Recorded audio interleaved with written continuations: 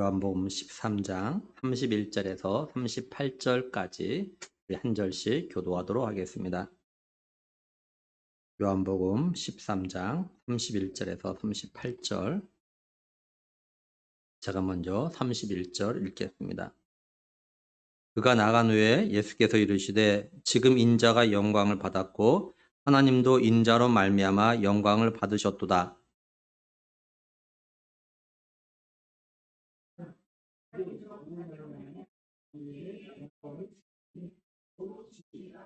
작은 자들아, 내가 아직 잠시 너희와 함께 있겠노라.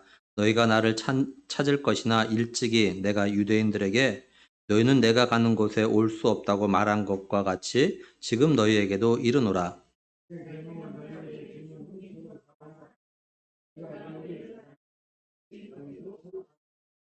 너희가 서로 사랑하면 이로써 모든 사람이 너희가 내 제자인 줄 알리라.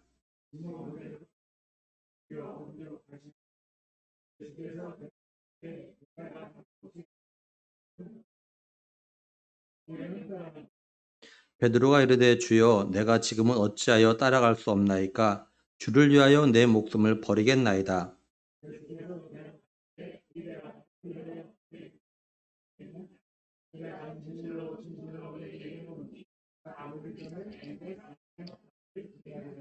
아멘. 예.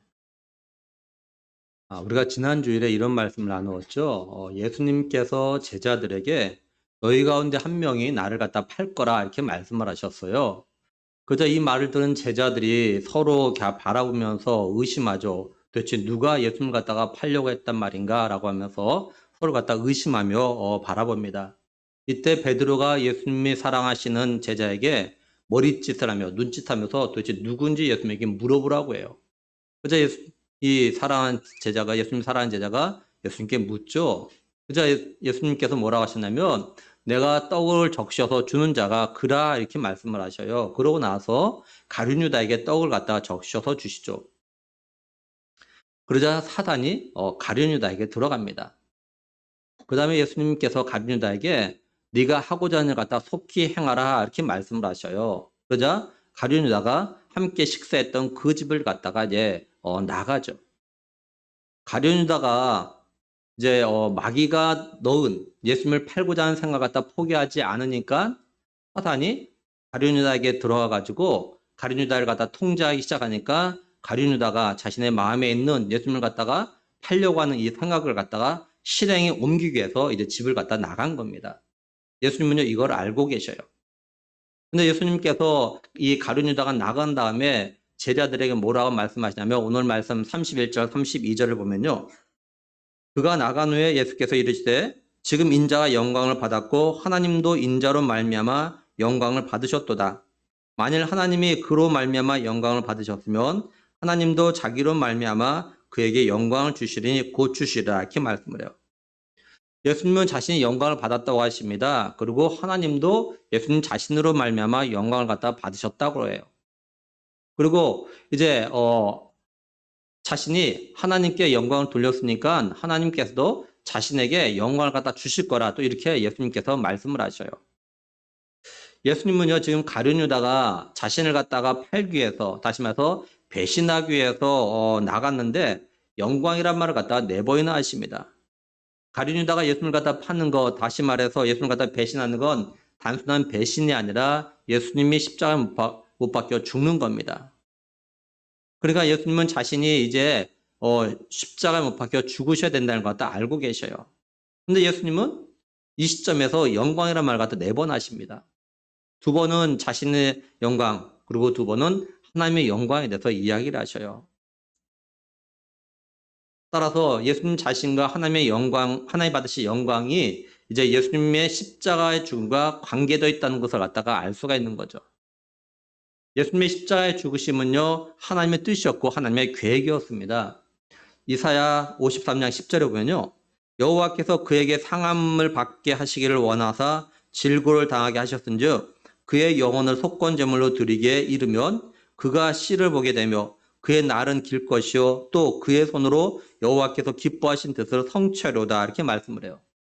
하나님은 이사야 선지자를 통해서 예수님이 십자가에서 상함을 받으시는 게 하나님이 원하시는 일이고 또한 하나님의 뜻이라는 것을 갖다가 예언하게 하십니다. 그래서 예수님이 십자가에서 자신의 영혼을 갖다가 속건 제물로 드림으로 인해서 하나님이 기뻐하시는 뜻을 갖다 이루게 될 거라고 이렇게 말씀을 해요. 예수님은 이런 하나님의 뜻대로 계획대로 십자가에서 고난을 당하시고 이제 죽게 되어지는 것입니다. 그러니까 하나님께서는요, 예수님이 이런 하나님의 뜻과 예언하심에 따라서 그걸 갖다 죽으시고 이루시게 됨으로 인해서 영광을 갖다가 받으시게 될 거라는 겁니다. 그리고 하나님께서는 예수님이처럼 하나님의 뜻대로 십자가에서 죽으시면 이걸 통해서 예수님이 영광을 받도록 이렇게 하신다라는 것이에요. 하나님께서 예수님으로 하여금 영광을 갖다 받게 하신 것이 뭐냐면 결국 예수님이 죽으심과 또한 다시 살리심을 통해서 예수님의 영광이 드러나게 하시는 겁니다. 그러니까 예수님의 죽으심과 부활은요, 예수님 자신의 영광과 또 하나님의 영광을 갖다 나타내는 겁니다. 따라서 우리가 알 수 있는 건 뭐냐면 예수님의 영광과 하나님의 영광은 뗄 수 없는 관계라는 것입니다. 그렇다면 이걸 오늘 우리에게 어떻게 적용해서 생각해 볼 수 있을까요? 첫째는 우리의 삶은요, 하나님의 영광과 뗄 수 없는 그런 관계라는 것입니다. 진실로 예수님을 갖다 자신의 구원자로 믿는 성도들의 믿음의 삶, 순종의 삶하고 하나님의 영광은요, 뗄 수 없는 관계라는 것이에요. 그래서 바울은 고린도전서 10장 31절에서요. 그런즉 너희가 먹든지 마시든지 무엇을 하든지 다 하나님의 영광을 위하여 하라 이렇게 말씀을 해요. 하나님의 영광을 위해서 하라는 말은 우리가 하는 일, 또 먹고 마시는 그런 모든 일들을 할 때 그것이 하나님의 영광을 갖다가 생각하면서 하라는 겁니다. 내가 하는 일 또는 하고자 하는 이 일을 갖다가 하기 전에 이 일이 정말로 하나님의 영광을 갖다 드러낸 일일까 아닐까를 갖다가 생각을 갖다 해보라라는 것이에요. 또 내가 뭐든지 먹고 마시기 전에 이 먹고 마시는 게 하나님의 영광을 갖다 나타나는 게 될 수 있도록 하라라는 겁니다. 다른 말로 하면 내가 먹고 마시는 이것이 하나님의 영광을 갖다 드러내는 건지 아닌지 갖다 좀 생각해 보고 만약에 하나님의 영광을 갖다가 가리는 거라면 아무리 먹고 싶어도 마시고 싶어도 먹지 말고 마시지 말라라는 것이에요. 둘째, 우리 믿음의 사람들이 하나님의 영광을 갖다 나타내는 건요. 우리의 삶 가운데서 어떤 출세나 성공을 해야만 잘 돼야만 되는 것이 아니라 예수님처럼 하나님의 뜻을 갖다 이루기 위해서 죽기까지 하나님 말씀에 순종할 때라는 겁니다. 다시 말해서 우리 믿음의 사람들이요. 하나님의 뜻을 갖다 이루기 위해서 순종하다가 실패하고 병들고 심지어는 죽음을 맞이한다 할지라도 이것이 하나님의 영광을 갖다 나타내는 겁니다. 한 예로 우리나라에 많은 선교사들이 와서 복음을 갖다 전해줬죠. 근데 그 많은 선교사들 가운데서요. 토마스 선교사는 27살에 순교랍니다. 근데 토마스 선교사가 우리나라에 와가지고요. 사실 제대로 한번 복음을 갖다 전하지는 못했어요. 근데 토마스 선교사가 전해준 그 성경을 받은 사람들로 인해서 교회가 세 곳이 세워집니다. 토마스 선교사가 제너럴 셔먼호를 타고 대동강에서 평양으로 가던 중에 양각도에서 이 배가 이렇게 물에 이렇게 좌초됩니다. 그래서 배에 불이 나고 배에 있던 사람들이 무서워 나오면은 이제 병졸들이 죽여요. 토마스 선교사도 그 배에서 나왔는데 병졸 박충건이가 이제 창으로 찔러 죽여요. 이제 죽을 때 이 토마스 선교사는요, 이 박충건에게 한자 성경을 갖다 전해주려고 했습니다. 근데 그것마저도 제대로 전해주지 못하고는 죽고 말아요. 근데 이 박충건이가 이제 집으로 돌아가다가 길거리에서 뭘 줬냐면 이 토마스 선교사가 자기에게 주려고 했던 한자 성경을 갖다가 주어요. 그리고 그걸 집으로 가져와서 그걸 읽고 예수를 믿고 안주교회의 영수가 됩니다. 그리고 셔먼호가 불타는 것을 갖다 본 사람들 가운데 12살이었던 최치랑이라 나이가 있는 사람이 있었는데 이 사람이 토마스 선교사가 준 성경책을 가지고 있다가 두려워가지고 이걸 갖다가 박영식에게 줘요. 근데 박영식은 그걸 가지고 성경책 찢어가지고 자기 벽에 벽지로 사용합니다. 근데 어느 날 이 최치랑이가 이 박영식 집에 놀러 가가지고 이렇게 성경책으로 이렇게 찢어서 벽지를 만든 그걸 보고 거기서 성경을 읽고 예수님 갖다 믿게 되어집니다. 그래서 성경이 벽지가 된 그 집이요. 이제 평양에서 최초의 교회인 널다리골 교회가 세워지게 되어죠. 거기에 그 집이. 이처럼 토마스 선교사는 사실 제대로 복음을 갖다가 전하지 못했음에도 불구하고 이런 사역을 통해서 복음이 한국에 퍼지게 되는 그런 귀한 일을 갖다 하게 됩니다. 결국 하나님께서 그 죽음을 통해서 그런 사역을 통해서 영광을 갖다 받으셨던 거죠. 그러니까 오늘 우리들이 진실로 믿음의 삶을 살아가면서 하나님의 영광을 갖다 드러내기를 원하면은 무엇보다도 하나님의 뜻대로 삶을 살아야 한다라는 것이에요. 우리들이 꼭 성공하고 출세에 영광을 받으시는 것이 아닙니다. 우리가 하나님의 뜻대로 삶을 살아가는 삶을 통해서 영광을 갖다 받으시는 거예요. 그러니까 우리 성도들 가운데 혹시 하나님의 뜻을 어겨서라도 또는 하나님 뜻에 불순종해서라도 자기가 뭐 성공하고 잘 되길 바라는 이런 마음을 가지고 있다면 이렇게 한다면 이건요 절대 하나님의 영광을 갖다 드러낸 삶이 아니라는 것을 우리가 꼭 명심을 해야 돼요. 이제 예수님께서 영광을 갖다 받으심으로 인해서 제자들을 비롯해서 예수님을 갖다 믿는 자들에게 주어지는 것이 있습니다. 그게 뭐냐면 바로 성령이에요. 요한복음 7장 37절에서 39절에 보면 명절 끝날 곧 큰 날에 예수께서 서서 외쳐 이르시되 누구든지 목마르거든 내게로 와서 마시다. 나를 믿는 자는 성경의 이름과 같이 그 배에서 생수의 강이 흘러나오리라 하시니 이는 그런 믿는 자들이 받을 성령을 가리켜 말씀하신 것이라. 예수께서 아직 영광을 받지 않으셨으므로 성령이 아직 그들에게 계시지 아니하시더라 이렇게 말씀을 해요. 이걸 보면 예수 믿는 사람들이 성령을 갖다 언제 받는지를 알 수 있어요. 그때 언제냐면 예수님이 영광을 갖다 받으실 때입니다. 예수님께서 언제 영광을 받으시냐면은 예수님께서 십자가에 못 박혀 죽으셨다가 부활하심으로 해서 영광을 갖다 받으셔요. 그래서 예수님께서 십자가에 죽으셨다가 부활하신 다음에 제자들에 나타나 가셔가지고 자신의 옆구리와 자신의 손을 갖다 보여줘요. 그 다음에 제자들에게 하나님께서 나를 갖다 보내신 것처럼 내가 너희를 갖다 보낸다. 이렇게 말씀하시고 나서 제자들에게 뭐라고 하셨냐면 요한복음 20장 22절에요. 이 말씀을 하시고 그들을 향하여 숨을 내쉬며 이르시되 성령을 받으라 이렇게 말씀을 하셔요. 그리고 예수님이 승천하신 다음에 오순절에 성령이 강림하죠. 그러니까 우리가 예수님을 갖다 믿음으로 성령이 우리 안에 임재해 계신 건 예수님이 영광을 갖다 받으셨다라는 그런 증거인 겁니다. 다른 말로 하면 우리 안에 성령님이 임하신 건 예수님이 하나님의 뜻대로 우리 죄를 위해서 십자가에 죽으셨다가 부활하셨다는 것을 증거하는 그런 증거가 되어지는 것입니다. 그래서 예수님께서 제자들에게 성령이 너에게 임하면 너희가 권능을 받고 예루살렘과 온 유다와 사마리아 땅까지 이르러서 내 증인이 될 거라 이렇게 말씀하셨다고요. 따라서 성령님이 자신에게 임재한 걸 갖다 믿는 성도는요, 땅끝까지 예수님의 십자가의 죽으심과 또한 부활의 증인의 삶을 갖다가 살아야 하는 것입니다. 그래서 지금까지 우리의 많은 믿음의 선배들이 예수님의 성령이 임하심으로 인해서 예수님의 십자가의 죽으심과 부활의 증인의 삶을 갖다 살았기 때문에 복음이 오늘 우리에게까지 전해져서 우리가 예수님을 갖다 믿게 되어진 거죠.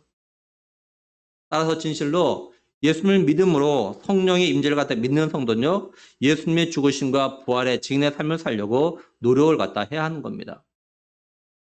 예수님은 자신의 죽음과 부활을 통해서 자신의 영광과 하나님의 영광에 대해서 이야기한 다음에 또다시 자신의 죽으심에 대해서 말씀을 하셔요. 뭐라고 하시냐면요, 33절에 작은 자들아 내가 아직 잠시 너희와 함께 있겠노라. 너희가 나를 찾을 것이나 일찍이 내가 유대인들에게 너희는 내가 가는 곳에 올 수 없다고 말한 것과 같이 지금 너희에게도 이르노라 이렇게 말씀을 해요. 여기 작은 자들이라고 해석된 헬라어 단어는 사랑하는 사람들 그리고 어린아이 이런 뜻을 갖다 가지고 있어요. 당시에 랍비들은요 제자들에게 학생들에게 이렇게 작은 아이 이렇게 불렀습니다. 그리고 오늘 말씀에서 작은 자들아 이거는 예수님의 제자들 갖다 이야기하는 것이에요. 그러니까 예수님께서 자신의 제자들에게 사랑하는 사람아 하면서 이렇게 친근감을 갖다가 지금 나타내고 계신 겁니다. 예수님이 제자들에게 자신과 함께 있는 시간은 이제 잠시뿐이라고 하십니다. 그리고 예수님께서 이전에 유대인들에게 뭐라고 하셨냐면요. 요한복음 7장 33절 34절에 예수께서 이르시되 내가 너희와 함께 조금 더 있다가 나를 보내신 에게로 돌아가겠노라. 너희가 나를 찾아도 만나지 못할 터이요 나 있는 곳에 오지도 못하리라 하시니 이렇게 말씀을 해요. 예수님께서 유대인들에게 이전에 이런 말씀을 하셨는데 이제는 제자들에게 좀 똑같이 이 말씀 갖다 하고 계시다라는 겁니다. 제자들이 왜 예수님이 가시는 곳에 올 수 없냐면 예수님이 지금 가시는 곳이 어디냐면 십자가의 죽음의 곳이에요. 그리고 예수님은요 죽으셨다가 부활하신 다음에 다시 하나님께로 돌아가시는 겁니다. 다시 말해서 예수님은요 이제 자신이 이 땅에 하나님의 뜻에 따라서 이 땅에 오신 목적을 다 이루시고 하나님 앞으로 이제 가는 그런 겁니다. 베드로가 지금은 예수님께 갈 수 없는 이유가 뭐냐면 아직 하나님께 갈 때가 되지 않았고 또한 베드로가 할 일이 있어서 그렇습니다. 이제 베드로가 이제 할 일이 남았기 때문에 이제 베드로는요 지금 갈 수가 없는 거예요. 이제 예수님께서 제자들이 자신이 가는 곳에 올 수 없다고 하시고 세 계명에 대해서 이제 말씀을 하십니다. 근데 이 세 계명은요 공간복음에 그러니까 마태, 마가, 누가복음에 나오지 않고 요한복음에만 나와요. 34절에 보면요. 새 계명을 너에게 주노니 서로 사랑하라. 내가 너희를 사랑한 같이 너도 서로 사랑하라. 이렇게 말씀을 해요. 여기 계명은요. 이게 단수입니다. 단수예요. 그러니까 예수님께서 많은 계명 가운데서 많은 계명을 갖다 새롭게 새 계명을 주시는 것이 아니라 많은 계명 가운데서 하나만 새 계명으로 주신다는 겁니다. 그 새 계명이 뭐에 대한 거냐면 사랑에 대한 것이에요. 그리고 새 계명이라고 말씀하고 있는 거 보면 옛 계명이 있다라는 거죠. 사랑에 대한 옛 계명은요. 레위기 19장 18절에 내 이웃 사랑하기를 내 자신과 같이 사랑하라 이렇게 말씀을 합니다. 옛 계명에는 내 이웃 사랑할 때 어떻게 하라고 하냐면 내 자신과 같이 사랑하라 이렇게 말씀을 해요. 근데 예수님께서 주신 새 계명은 내가 너희를 사랑한 같이 너도 서로 사랑하라 이렇게 말씀하셔요. 그러니까 옛 계명에 따르면 사랑하는 이웃 사랑의 기준이 뭐냐면 자기 자신입니다. 그리고 사랑하는 방법도 자신을 사랑하는 것이 사랑을 하는 것이에요. 그러다 보니까 옛 계명을 따르는 사람들은요. 사랑하는 것들이 사람마다 다 다른 것이에요. 왜냐하면 사람들은 자기를 사랑하는 것이 다 다르기 때문에 그래요. 쉽게 말해서 사람들 가운데는요. 자기 몸을 갖다 끔찍히도 사랑하는 사람이 있습니다. 끔찍히도 아끼는 사람이 있어요. 그래서 조금만 아프면 병원 가고 그러죠. 그러고 또 매 때마다 보약을 해먹기도 하고 또 조금만 피곤하면 쉬기도 하고 이런 사람이 있죠. 반면에 어떤 사람은 자기 몸을 갖다 아끼지 않는 사람이 있어요. 죽을 병이 아니면 병원을 안 가요. 그리고 보약은 뭐 생각도 하지 않고 정말 웬만큼 피곤해가지고는 쉬지 않는 그런 사람들이 있죠. 그러니까 이웃을 사랑하는데도 자기 자신을 갖다 사랑하는 것이 사랑하는 건 사람마다 다를 수가 있다는 겁니다. 따라서 누가 당신은 왜 율법에서 이웃 사랑하기를 내 자신같이 사랑하고 있는데 왜 그렇게 사랑하지 않냐라고 말하면 그러겠죠. 나는 내 자신을 갖다 이렇게 사랑하고 있기 때문에 내 이웃도 이렇게 사랑한다라고 말할 수 있겠죠. 그러다 보니까 사랑다운 사랑을 갖다 하지 못하는 거예요. 하나님이 원하시는 사랑을 갖다 하지 못하는 겁니다. 그래서 예수님께서 새 계명을 갖다 주신 거예요. 내가 너희를 사랑한 같이 너도 서로 사랑하라 이렇게 말씀하신 겁니다. 그러니까 새 계명에서 사랑의 기준이 누구냐면 예수님이에요. 그리고 사랑하는 방법도 예수님께서 사랑하신 같이 사랑을 하는 겁니다. 예수님이 하신 사랑은요. 요한복음 13장 1절에 보면 유월절 전에 예수께서 자기가 세상을 떠나 아버지께로 돌아가실 때가 이른 줄 아시고 세상에 있는 자기 사람들을 사랑하시되 끝까지 사랑하시니라 이렇게 말씀을 하죠. 그러니까 예수님의 사랑은 끝까지 다시 말해서 죽을 때까지 하신 사랑입니다. 예수님은 자기 사람들을 갖다 사랑하셔서 정말로 십자가에서 못 박혀 죽기까지 사랑을 하셨죠. 죽으셨고요. 예수님은 제자들에게 너도 이렇게 사랑하라 이렇게 말씀하고 계신 거예요. 그리고 사도 바울은요. 골로새 교회 성도들에게 편지를 보내면서 형제 사이에서 잘못했을 때 어떻게 용서하라고 하냐면요. 골로새서 3장 13절 보면요. 피차 용서하되 주께서 너희를 용서하신 것 같이 너도 그리하고 이렇게 말씀을 합니다. 우리가 서로 용서할 때 예수님께서 우리 갖다 용서해 주신 것 같이 용서하라고 가르쳐요. 그러니까 진실로 예수님께서 자신의 죄를 위해서 십자가 박혀 죽으시고 자신의 죄를 갖다 용서하신 것을 갖다가 믿고 받아들이는 사람은요. 예수님처럼 그렇게 용서를 갖다 해야 한다라는 것입니다.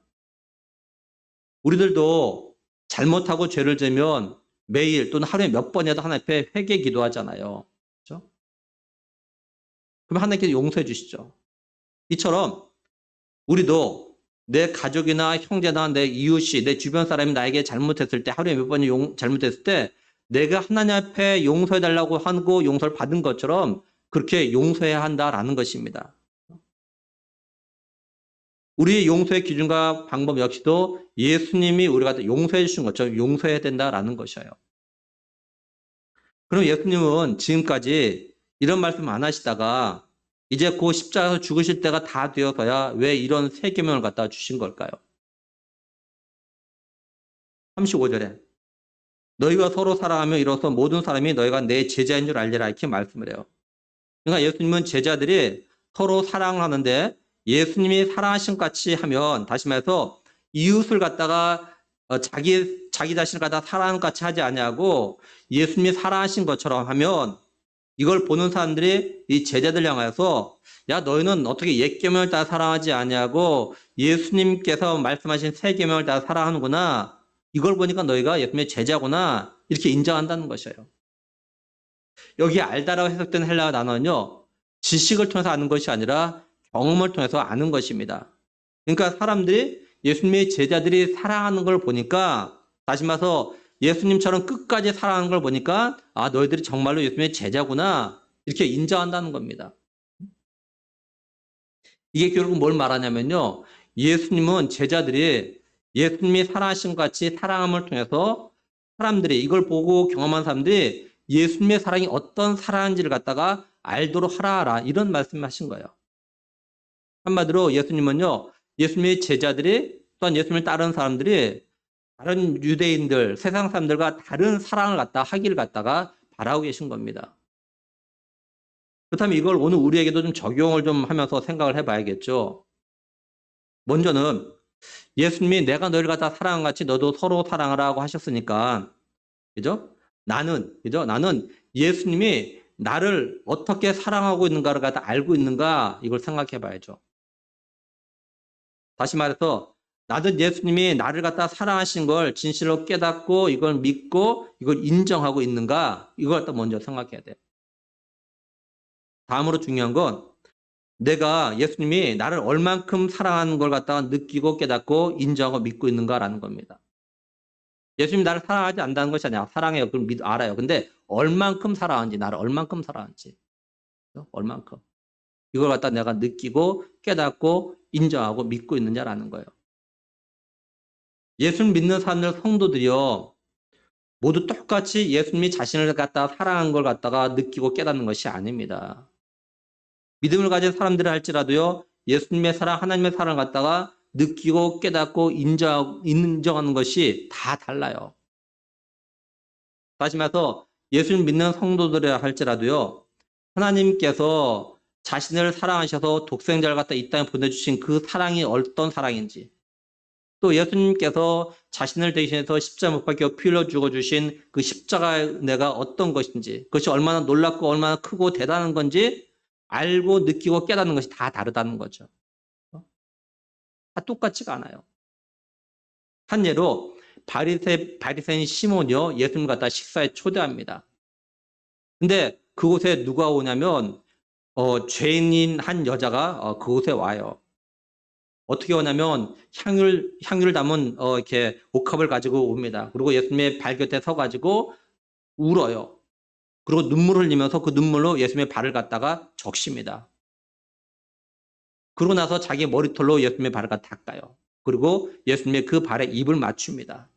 그런 다음에 그 향유를 갖다가 부어요. 이걸 본 바리새인 시몬이 마음속으로 만약에 예수님이 선자라면 지금 저 여자가 죄인이라는 걸 알 텐데 이렇게 생각을 합니다. 예수님이 이걸 아시고 이 바리새인 시몬에게 물으셔요. 500데나리온 빚진 자와 그리고 50데나리온 빚진 자가 있는데 이들이 이걸 갖다 갚을 수가 없어서 둘 다 탕감해 줬다. 그러면 이 두 사람 중에서 자신을 탕감해 준 사람을 누가 더 사랑하겠냐 이렇게 물으셔요. 그러고 나서 예수님께서 바리새인 시몬에게 또 말씀하십니다. 너는 내게 발 씻을 물을 갖다 주지 않았는데 이 여자는 자기 눈물로 내 발을 갖다 적시고 자기 머리털로 닦았다. 그리고 너는 내게 입맞추지 않았지만 이 여자는 내가 들어올 때부터 내 발에 입맞추기를 갖다 멈추지 않고 있다. 너는 내게 감람유로 내 머리에 붓지 않았지만 이 여자는 옥합으로 귀한 향유로 내 발에 부었다. 이렇게 말씀을 하셔요. 그러시면서 뭐라고 하시냐면 누가복음 7장 47절에요. 이러므로 내가 네게 말하노니 그의 많은 죄가 사해졌도다. 이는 그의 사랑함이 많음이라. 사함을 받은 일이 적은 자는 적게 사랑하니라. 이렇게 말씀을 해요. 그러니까 받은 만큼 사랑한다는 거죠. 받은 만큼. 그러니까 사랑이 다르다는 거예요. 모든 사람이 다 똑같지 않다는 거죠. 그래서 바울이 에베소 교회를 위해서 기도하는데 뭐라고 기도했다고 하냐면요. 에베소서 3장 18절 19절 보면요. 능히 모든 성도와 함께 지식에 넘치는 그리스도의 사랑을 알고 그 너비와 길이와 높이와 깊이가 어떠함을 깨달아 하나님의 모든 충만하신 것으로 너에게 충만하시기를 구하노라. 이렇게 말씀을 해요. 그러니까 예수를 믿는다고 하는 성도들이지만 모두 다가 예수 그리스도의 사랑이 그 너비와 그 넓이와 그 깊이와 높이와 이런 것들이 길이 이걸 깨닫는 것이 다 다르다는 것이에요. 모든 사람들이 다 똑같이 깨닫고 느끼는 것이 아니라라는 겁니다. 쉬운 예로 같은 부모에게서 태어난 자녀들이라고 해도요. 자기 부모에 대한 사랑을 갖다가 느끼고 깨닫는 것이 다 다릅니다. 자녀들하고 다 똑같이 부모의 사랑을 갖다 똑같이 느끼는 것이 아니에요. 다 달라요. 그러니 우리들이 예수님이 나를 갖다 얼마나 사랑하시는 것 갖다 알고 깨닫냐에 따라서 서로를 향한 사랑이 다 다를 수 있다는 거죠. 어떤 성도는 예수님이 자신을 향한 사랑을 갖다가 100만큼 느꼈어요. 깨달았어요. 그러면 이 사람은 다른 사람을 사랑할 때도 100만큼 사랑하게 되는 거고 어떤 사람은 50만큼 깨달았어요. 그러면 다른 사람 사랑할 때도 50만큼만 사랑하게 되는 겁니다. 그러니까 성도들이 서로를 갖다 사랑하는데 사랑의 크기가 서로 달라요. 그래서 예수님의 사랑을 갖다 내가 얼마나 느끼고 경험했는가 이걸 갖다 우리가 좀 돌아볼 필요가 있는 거야. 깊이. 나는 예수님의 사랑을 얼마나 느꼈는가 얼마나 깨닫고 살아가는가. 다른 말로 하면 나 같은 죄인 살리신 이 은혜가 얼마나 놀라운 것인지 나는 얼마나 느끼고 있는가 얼마나 감사하고 있는가. 분명히 사람마다 다 다릅니다. 그냥 한번 생각해 보면 좋겠어요.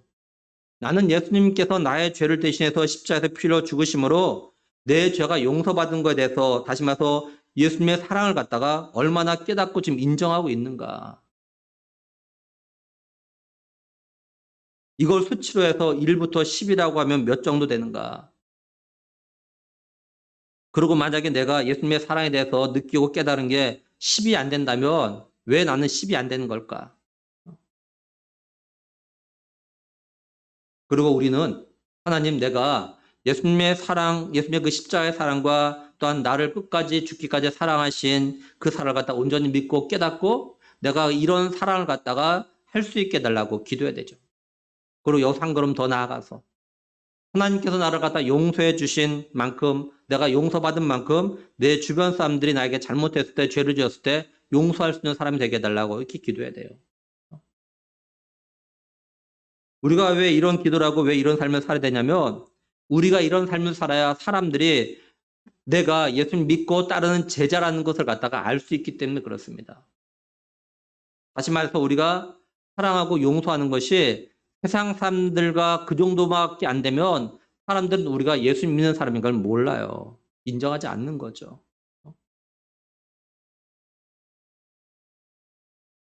그러니 하나님께서 지금도 나를 갖다 어떻게 사랑하고 계신가 우리가 한번 좀 다시 한번 생각해 봐요. 예를 들면 고린도전서 13장 4절에 보면요.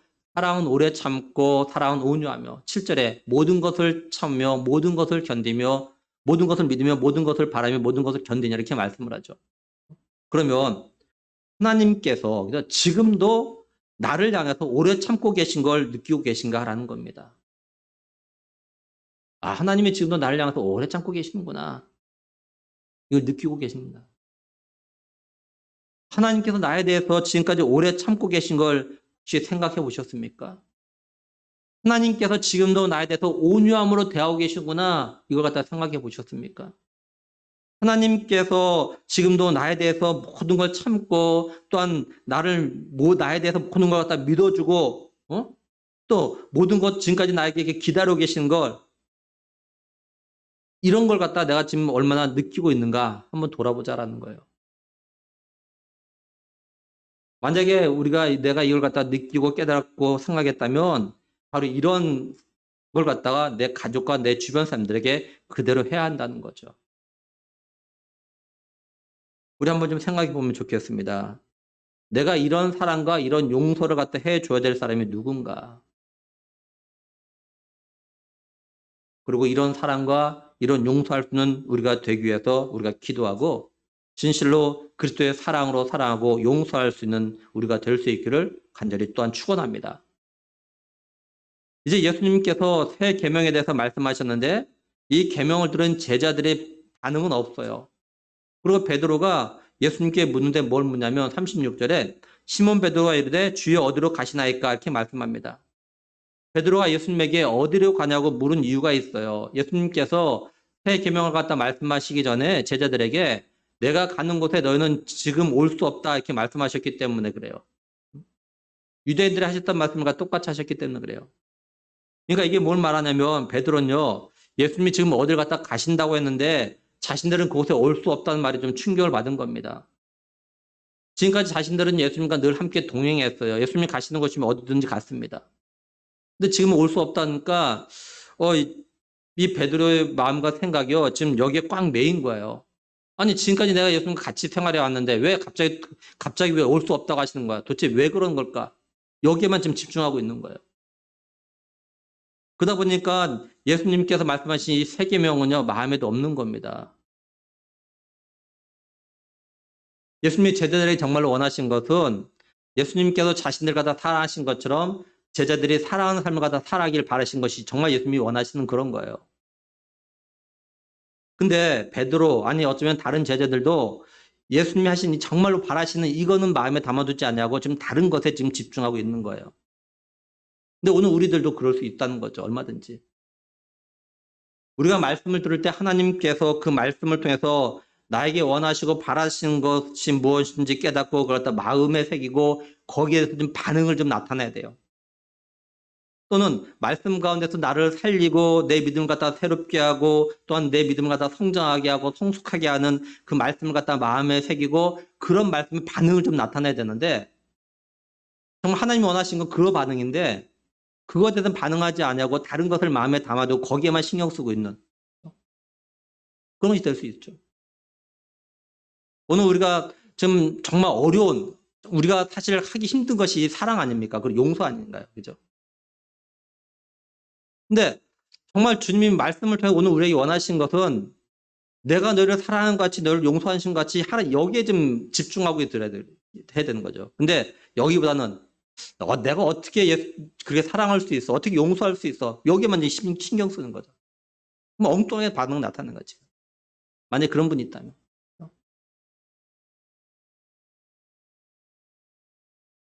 예수님은 이제 베드로가 어디로 가냐고 묻자 뭐라고 대답하냐면 36절 계속 보면은 예수께서 대답하시되 내가 가는 곳에 내가 지금은 따라올 수 없으나 후에는 따라오리라 이렇게 말씀을 해요. 예수님의 이 말씀은 지금 예수님 자신이 자기 백성들, 자기 사람들을 위해서 십자가에 죽으시러 가시는 거죠. 그리고 예수님께서 죽으셨다가 부활하셔서 하나님께로 이렇게 가시는 겁니다.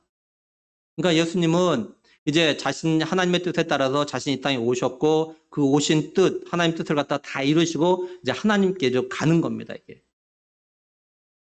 근데 베드로는 지금 따라올 수 없어요. 왜 그러냐면 아까 말씀드린 대로 베드로가 지금 하나님께 갈 때가 되지 않았고 뿐만 아니라 베드로가 해야 될 일이 있기 때문에 그렇습니다. 베드로가 하나님 나라를 위해서 감당해야 될 사명이 있어요. 이걸 갖다 이루어야 되는 겁니다.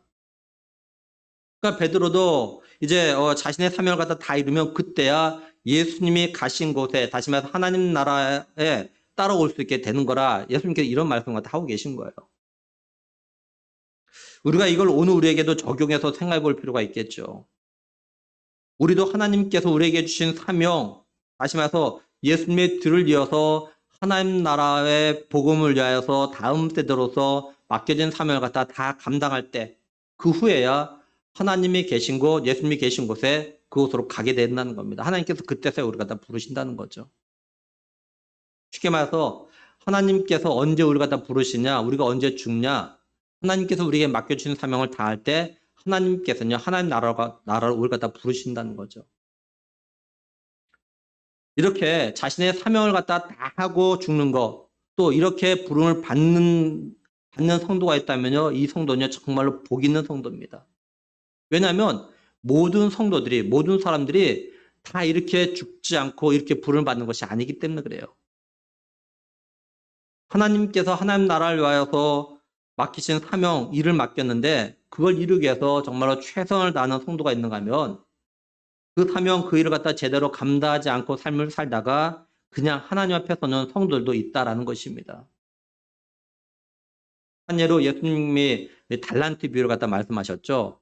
한 달란트 받은 사람은요, 최선을 다하지 않아요. 근데 2달란트나 5달란트 받은 사람은요, 최선을 다하죠. 그러고 나서 주님 앞에 섰습니다. 그리고 바울도 그렇게 말하지 않습니까? 나는 선한 싸움을 갖다 다 싸우고 나의 달려갈 길을 갖다 마치고 믿음을 지켰다. 그래서 이제 자신을 위해서 의의 면류관 예비되었고 주님께서 나에게 그걸 갖다 주실 것이다. 이렇게 고백해요. 그러니 우리가 지금 내 사명, 내가 맡은 일에 대해서 어떻게 감당하고 있는가 이걸 갖다 분명히 좀 돌아봐야 돼요. 우리는 어차피 한번 다 죽어요. 근데 죽을 때 내가 해야 할 일을 갖다가 나름대로 다 했다고 하는 성도들, 그리고 바울처럼 고백할 수 있는 성도와 직분자들이 있는가 하면 이런 말을 갖다 할 수 없는 성도들과 직분자들도 있습니다. 만약에 하나님께서 오늘 밤에 나를 갖다 부르시면 나는 어떤 모습으로 하나님 앞에 설 수 있는가를 갖다 좀 돌아보면서 오늘부터라도 하나님께서 하나님 나라를 위해서 내게 맡기신 사명 일을 갖다가 최선을 다해서 감당하겠다고 다짐하는 오늘 우리가 되어야 한다는 거예요. 저는 목사로서 더욱더 말씀과 기도와 가르치는 사역에 충성을 다해야겠죠. 그리고 장로님, 권사님, 안수집사님, 그리고 재직들, 그리고 교회학교 교사들, 그리고 성도들은, 그죠? 또한 청년들은 자신이 맡은 일에, 자신이 해야 될 의무에 최선을 다해서 감당해야 돼요. 예를 들면 예배, 기도, 말씀 믿는 거, 전도하는 거, 봉사하는 거, 그죠? 이거 우리가 기본 의무입니다. 의무. 이걸 또 최선을 다해서 해야 되는 거죠. 18세기 영국의 신학자인 조지 휘필드가 이런 말을 했습니다. 녹슬어 없어지기보다는 닳아서 없어지겠다. 우리가 나이가 들면 육신이 약해집니다. 어차피 늙고 약해지고 죽게 돼요. 근데 별로 한 일도 없이 약해지고 죽는 것보다는 어차피 늙고 약해지고 죽게 되는 거 닳도록 일하다가 늙고 약해지고 죽겠다라는 거죠. 우리가 우리 몸을 갖다 아낀다고 해서 또 보약을 먹는다고 해서 우리 몸이 청년처럼 늘 강건해지는 건 아닙니다. 또한 안 늙는 것이 아니에요. 우리는 어차피 늙고 약해지고 녹슬게 되어져 있습니다. 그런데 그냥 늙고 힘없이 녹슬면 훗날 죽어서 하나님 앞에 가면 아무것도 할 말이 없고 또 아무것도 받을 것이 없어요. 그런데 하나님 나라를 위해서 주님께 주신 사명을 위해서 몸과 마음이 닳도록 일하다가 주님 앞에 가면 주님께서 닳도록 헌신하고 충성한 우리들에게 생명의 관과 칭찬과 또한 상급으로 우리를 갖다 위로해 주신다라는 거죠. 그러니 우리 한번 좀 생각해 보면 어떨까요? 나는 지금 내 맡은 일에 어떻게 최선을 다하고 있는가? 나는 충성하고 있는가? 앞으로 나는 내가 맡은 일, 내 사명을 갖다가 어떻게 감당하다가 정말로 하나님 앞에 서기를 원하나? 바라는 것은 우리 위해서 신앙생활하는 모든 분들은 정말로 하나님 앞에 섰을 때 칭찬과 인정받도록 닳도록 헌신하고 충성하는 그런 성도들 될 수 있기를 또한 축원합니다. 예수님께서 지금은 따라올 수 없다고 하자 베드로가 뭐라고 하냐면 37절에 베드로가 이르되 주여 내가 지금은 어찌하여 따라갈 수 없나이까 주를 위하여 내 목숨을 버리겠나이다 이렇게 말씀을 해요. 베드로는 내가 왜 지금을 따라갈 수 없냐고 나는 예수님 위해서 목숨도 버릴 수 있다라고 이렇게 이야기합니다. 한마디로 베드로는요 지금 마음이 많이 상해 있어요. 또 자존심도 상하는 겁니다. 자신은 자신의 생업을 갖다 포기하고 지금까지 예수님 갖다 따라다녔다고요. 근데 이제 와가지고 너는 나 있는 곳에 올 수 없다고 말씀하니까 도대체 나를 갖다 어떻게 보고 내가 그 정도밖에 안 돼? 이렇게 받아들인 겁니다. 뭐 쉽게 예를 들어 말하면 우리도 누군가가 나한테 야, 넌 그거 못해 이렇게 말하면 기분 상하잖아요. 내가 왜 못해? 하면서 발끈할 때가 있어요. 지금 베드로가 지금 이런 거예요, 지금요. 예수님은 베드로의 말을 들으시고 38절에 예수께서 대답하시되 네가 나를 위하여 내 목숨을 버리겠느냐? 내가 진실로 진실로 내게 이르노니 닭 울기 전에 네가 3번 나를 부인하리라 이렇게 말씀을 해요. 예수님요 베드로가 자신을 위해서 목숨을 갖다 버리겠다고 말하지만 이거에 대해 좋아하지 않으세요. 오히려 정말이야? 정말? 그러면서 네가 닭 울기 전에 3번 날 갖다 부인할 거다 이렇게 말씀을 하셔요. 예수님은 베드로를 갖다 알고 계십니다. 또한 베드로가 앞으로 어떻게 할지를 알고 계셔요. 근데 베드로는 자기 자신을 잘 모릅니다. 자신이 앞으로 어떻게 할지는 몰라요. 예수님은 베드로가 자신의 삶에 위기가 오면은 예수님 자신을 갖다 모른다고 부인할 걸 갖다 알고 계심에도 불구하고 예수님은요 베드로에게 이거에 대해서 아무 말씀도 하지 않으십니다. 왜냐하면 예수님은요 또한 베드로가 앞으로 어떻게 변할 것이고 어떻게 헌신할 걸 갖다 알고 계시기 때문에 그렇습니다.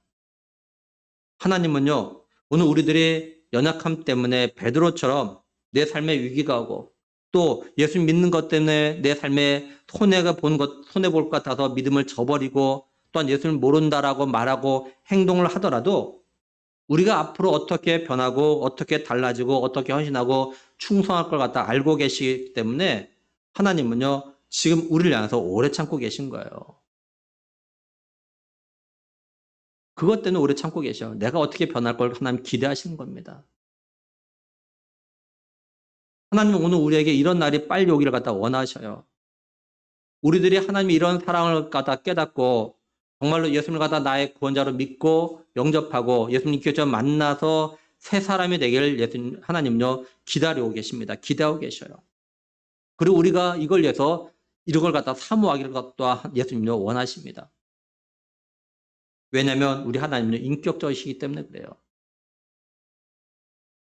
이제 오늘 말씀을 정리하면 예수님은요 가룟 유다가 자신을 갖다 팔기 위해서 나가자 제자들에게 나와 하나님이 영광 받으실 때가 되었다는 걸 갖다 말씀을 하십니다. 그리고 제자들에게 너희는 내가 가는 길에 지금은 따라올 수 없다라고 하십니다. 그러면서 새 계명을 주셔요. 내가 너희를 사랑한 같이 너도 서로 사랑하라. 그러면 사람들이 너희가 내 제자인 걸 알 거다 이렇게 말씀하셔요. 베드로는 예수님에게 어디로 가냐 묻습니다. 예수님은 지금은 내가 가는 거 따라올 수 없지만 나중에 따라올 수 있을 거야. 그렇게 말씀을 하셔요.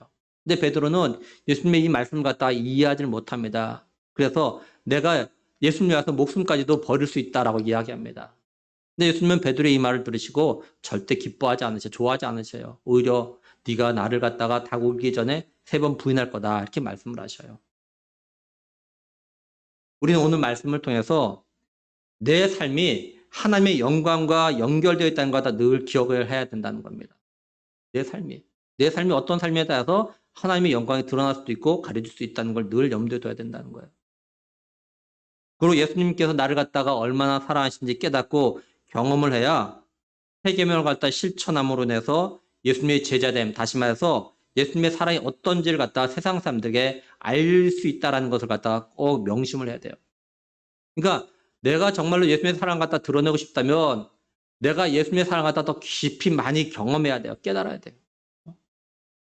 내가 깨달은 만큼, 내가 경험한 만큼 내가 누군가를 사랑할 때 예수님이 나를 사랑하는 것처럼 사랑할 수 있는 겁니다. 내가 예수님이 사랑하다 깨닫지도 못하고 경험하지 못하는데 어떻게 예수님이 사랑하신 것 같이 사랑할 수 있겠어요. 그러니까 내가 먼저 깨달아야 돼요. 내가 먼저 정말 경험해야 돼요. 예수님 나를 이렇게 사랑하시는구나. 그리고 내가 맡은 일, 내 사명을 갖다 다 하면 하나님께서 나를 갖다 부르실 건데 또 우리가 하나님 앞에서 내가 맡은 일 갖다 얼마나 최선을 다하며 충성스럽게 했는지 평가받을 날이 있다는 것 갖다 꼭 기억하고 녹슬어 없어지지 말고 달아 없어지도록 헌신하며 충성하다가 주님 앞에 갈 수 있는 우리가 되어야 한다라는 것입니다. 간절히 바라기는 예수님께서 우리를 사랑하신 그 사랑을 갖다 기억하고 우리도 서로 사랑하는 삶을 통해서 하나님의 영광과 예수 그리스도의 사랑을 갖다가 드러낼 수 있길 간절히 원합니다. 그래서 우리의 이런 삶을 통해서 많은 사람들이 예수님을 갖다가 믿도록 하는데 우리의 남은 삶을 갖다 다하는 우리 모두가 되기를 주님의 이름으로 간절히 또한 축원합니다. 기도하시겠습니다. 하나님 아버지, 정말 감사합니다. 나 같은 죄인 살리신 그 은혜, 그 사랑, 또 나를 죽기까지 사랑하셔서 십자가에서 죽으신 주의 놀라우신 그 십자의 사랑과 은혜를 저희들이 다시 한번 기억하며 감사함을 드립니다. 하나님 아버지, 우리들이 예수님께서 날 사랑하신 그 사랑을 느끼게 하시고 깨닫게 하시고 인정하게 하시고 믿게 하셔서 예수님이 마지막으로 하셨던 그 세 계명의 삶을 살아가는 우리가 되게 하여 주시옵소서. 하나님, 참 우리가 누굴 갖다 사랑하고 용서한다는 것이 하나님 생각보다 쉽지 않음을 솔직하게 고백을 합니다. 머리로는 알겠는데 마음으로는 사랑이 안 되고 용서가 안 되는 사람들이 있습니다. 하나님, 우리가 그런 사람들 바라보면서 먼저 하나님께서 나 같은 사람을 사랑해 주셨다라는 것, 예수님께서 나 같은 사람을 위해서 내 죄를 대신해서 십자가 못 박혀 피 흘려 죽으셨다는 것, 이것을 갖다가 먼저 정말 믿을 수 있게 하시고 이것이 얼마나 놀라운 것인지를 우리가 정말 깨달을 수 있는 그런 은혜를 허락해 주셔서 내가 받은 사랑, 내가 받은 용서, 그것으로 사랑하고 용서할 수 있는 우리가 되게 하여 주시옵소서.